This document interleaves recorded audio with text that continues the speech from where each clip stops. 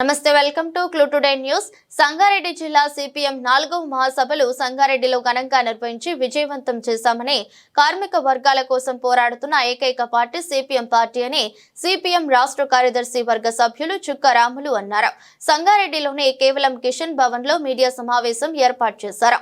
ఈ సందర్భంగా చుక్క రాములు మాట్లాడుతూ జాతీయ స్థాయిలో గుర్తింపు పొందిన పార్టీ తమ పార్టీ అని, కష్టజీవుల కోసం పార్టీ ముందుకు వెళుతుందని ఆయన పేర్కొన్నారు. మహాసభల వల్ల అనుభవం పెరిగిందని, శ్రామిక వర్గం కూడా సహకరించడం, సభలు విజయవంతం చేయడానికి అందరూ కలిసికట్టుగా కృషి చేశారని అభినందించారు. కార్యక్రమంలో జిల్లా కార్యదర్శి జయరాజ్, కార్మిక సంఘం నాయకులు మలేష్, సిపిఎం నాయకులు పాల్గొన్నారు.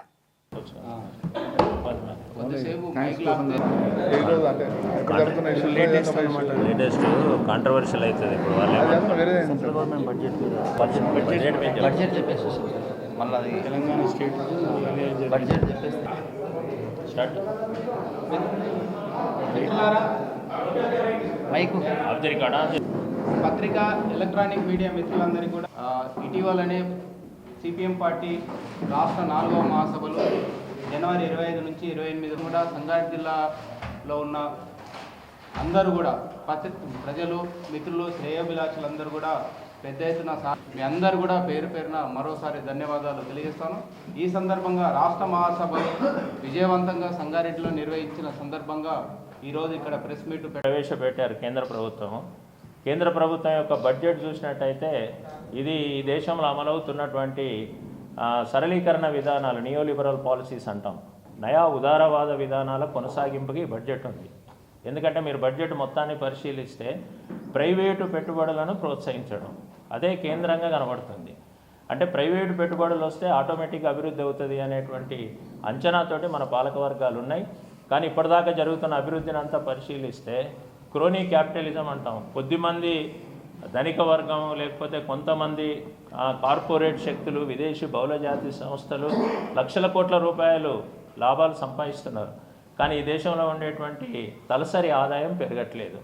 ఇవాళ మన దేశంలో తలసరి ఆదాయం $2, అంటే దాదాపు బంగ్లాదేశ్ కంటే కూడా తక్కువ ఉన్న పరిస్థితి ఉంది. కానీ ఈ బడ్జెట్లో ప్రజల యొక్క తలసరి ఆదాయం పెరగడానికి ఎలాంటి మార్గనిర్దేశం లేదు. అంటే ప్రజల ఆదాయాలు పెరగడానికి ఆలోచించకుండా కార్పొరేటు శక్తులు, కార్పొరేట్ కంపెనీల యొక్క లాభాలు పెంచడానికి రాయితీలు ఇవ్వడం అని అంటే ఇది కాకులను కొట్టి గద్దలకేయడం అనేటువంటి సామెత ఉంది తప్ప ఇంకోటి కాదు అనేది ఈ బడ్జెట్ను చూస్తే మనకు అర్థమవుతూ ఉంది. రెండోది, మధ్యతరగతికి ఇన్కమ్ ట్యాక్స్ రిలీఫ్ ఇచ్చాము, పెద్ద ఎత్తున ఉపశమనం అని చెప్పేసి కూడా చెప్తున్నారు. ఇందులో కొంత మధ్యతరగతి లాభం జరగవచ్చు. కానీ పెరిగిన ద్రవ్యోల్బణాన్ని దృష్టిలో పెట్టుకుంటే ఈ 12 లక్షలు అనేటువంటిది కూడా ఏ మేరకు సరిపోతుంది, వేరే దేశాలతోటి మనం పోల్చి చూస్తే ఇది కూడా తక్కువనే పరిస్థితి కూడా ఉంది. ఇందులో ఒక కోణం పరిశీలించాలి. ఇవాళ 12 లక్షల రూపాయలు రాయితీ ఇవ్వడం వల్ల 1,00,000 కోట్ల రూపాయలు ప్రభుత్వానికి ఆదాయం తగ్గుతుంది. ఇప్పుడు ఈ బడ్జెట్లో ఆ 1,00,000 కోట్ల రూపాయలని మీరు ఎట్లా నష్టపరిహారం కాంపన్సేట్ చేసుకుంటున్నారు అని అంటే స్పష్టత లేదు. అంటే ఒకవేళ కార్పొరేట్ ట్యాక్స్ కనుక పెంచి ఈ 1,00,000 కోట్ల రూపాయలని సమకూర్చుకుంటున్నామనంటే మనం ఆలోచించవచ్చు. ప్రజలకు, ఉద్యోగులకు రిలీఫ్ వచ్చింది, కార్పొరేట్ కంపెనీలకు మాత్రమే ఈ భారం పడుతుంది అని చెప్పి ప్రజలు సంతోషపడే అవకాశం ఉంది. కానీ ప్రభుత్వం ఆ మాట చెప్పట్లేదు.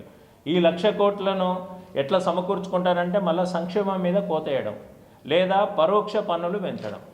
ఇప్పటికే ధరలు విపరీతంగా పెరుగుతున్నాయి, ధరల్ని కంట్రోల్ చేసే పరిస్థితి లేదు. మనకు చెప్పారు అంతర్జాతీయంగా చమురు మార్కెట్ తోటి మనం అనుసంధానం అయితే అంతర్జాతీయంగా ముడి చమురు ధరలు తగ్గితే మన పెట్రోలు, డీజిల్ ధరలు తగ్గుతాయి అని 2014లో మనకు చెప్పి అట్లాంటి నిర్ణయం తీసుకున్నారు. ఇప్పుడు 2014 నుంచి ఇప్పటి వరకు దాదాపు 50% ముడి చమురు ధరలు తగ్గినాయి అంతర్జాతీయంగా. అంటే మన పెట్రోలు, డీజిల్ ధరలు 50% తగ్గాలి. కానీ 50% తగ్గకపోగా విపరీతంగా పెట్రోలు, డీజిల్ ధరలు పెరిగినాయి. మరి ఈ బడ్జెట్లో ఎందుకని పెట్రోలు, డీజిల్ ధరల గురించి ప్రభుత్వం ఆలోచించలేదు? అంటే ధరల పెరుగుదల విషయం మర్చిపోయింది, ఆదాయాలు పెంచే విషయం మర్చిపోయింది. ఇవాళ 26,000 రూపాయలు, అది కూడా అన్ని ట్రేడ్ యూనియన్లు అడుగుతున్నాయి కాబట్టి సరిపోతుందని కాదు, 26,000 రూపాయల కనీస వేతనాన్ని గ్యారంటీ చేస్తే మన ప్రజల యొక్క కొనుగోలు శక్తి పెరుగుతుంది. ప్రజల కొనుగోలు శక్తి పెరిగితే మన అంతర్గత మార్కెట్ పెరుగుతుంది, దానివల్ల ద్రవ్యోల్బణం తగ్గే అవకాశం ఉంటుంది. కానీ ప్రభుత్వం దీని మీద తగిన చర్యలు తీసుకునే పరిస్థితి లేదు. కాబట్టి ఏ కోణం నుంచి చూసినా ఈ బడ్జెట్ పెద్దోళ్ళ బడ్జెట్గా, కార్పొరేట్ల బడ్జెట్ కనబడుతుంది తప్ప ఇది రైతాంగానికో, కార్మిక వర్గానికో, ప్రజలకో ఉపయోగపడేటువంటి బడ్జెట్గా లేదు. అందుకని సిపిఎం పార్టీగా ఇప్పటికే మేము దేశవ్యాప్తంగా, రాష్ట్ర వ్యాప్తంగా కూడా నిరసన కార్యక్రమాలు తీసుకుంటూ ఉన్నాం. ప్రభుత్వం పునరాలోచన చేయాలని చెప్పి మేము డిమాండ్ చేస్తున్నాం. ఈ బడ్జెట్లో అవసరమైన మార్పులు చేసి ప్రజలకు సానుకూలమైనటువంటి బడ్జెట్గా తీసుకురావాలని చెప్పేసి కూడా ఈ సందర్భంగా మేము కోరుతా ఉన్నాం. ఇక మూడు ఎక్కించుకోవాల్సిన అవసరం ఉంది. రాజ్యాంగం ప్రకారంగా కొన్ని పదవులు వస్తున్నాయి, ఎలక్షన్లు జరుగుతున్నాయి. ఎన్నికైనటువంటి ప్రజాప్రతినిధులు ఇవాళ మన దేశంలో ఉన్న చట్టాల ప్రకారంగా ఏ పార్టీ బీ ఫామ్ ఇచ్చి ఆయనను అభ్యర్థిగా నిలబెట్టి గెలిపిస్తూ ఉందో రాబోయే 5 సంవత్సరాల పాటు ఆ పార్టీలో ఉండాలి. అది చట్టపరమైన చీలికి వస్తే తప్ప వ్యక్తులుగా పార్టీలు ఫిరాయించడానికి అవకాశం లేదు ఇప్పుడున్నటువంటి పార్టీ ఫిరాయింపుల నిరోధక చట్టం ప్రకారం. కానీ మన రాష్ట్రంలో దురదృష్టకరమైన పరిణామం, బీఆర్ఎస్ పార్టీ మీద గెలిచిన వాళ్ళు వ్యక్తులుగా తమ స్వప్రయోజనం కోసం పార్టీలని ఫిరాయించారు. ఆ రకంగా ఇక్కడ స్పీకరు తక్షణమే చర్య తీసుకోవాలి. ఇక్కడ హైకోర్టు చెప్పింది స్పీకర్ను మీరు దీని మీద చర్య తీసుకోమని చెప్పింది. కానీ స్పీకరు మీనమేషాలు లెక్క పెడుతున్న పరిస్థితి ఉంది ఇక్కడ. అంటే స్పీకరు నిష్పక్షపాతంగా రాజ్యాంగ పదవిగా ఉండాల్సినటువంటి స్పీకర్ కూడా అధికార పార్టీ చెప్పు చేతుల్లో ఏం చెప్తే అది చెప్పేటువంటి పరిస్థితి ప్రజాస్వామ్యానికి మంచిది కాదు. ఇప్పటికీ సుప్రీంకోర్టు కూడా కలుగజేసుకుంది.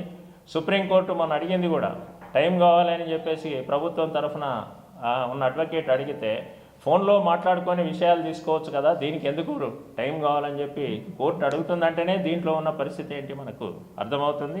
అందుకని తక్షణమే మేము అడుగుతున్నాం స్పీకర్ని, మీరు రాజ్యాంగపరమైనటువంటి మీ విధుల్ని మీరు నిర్వర్తించండి. ఈ రకంగా చట్టానికి విరుద్ధంగా వ్యవహరించినటువంటి వాళ్ళ పట్ల తప్పనిసరిగా చర్యలు తీసుకోవాల్సినటువంటి అవసరం ఉంది. అది ప్రజాస్వామ్యాన్ని కాపాడాల్సినటువంటి అవసరం ఉందని చెప్పి కూడా ఈ సందర్భంగా మేము చెప్తున్నాం.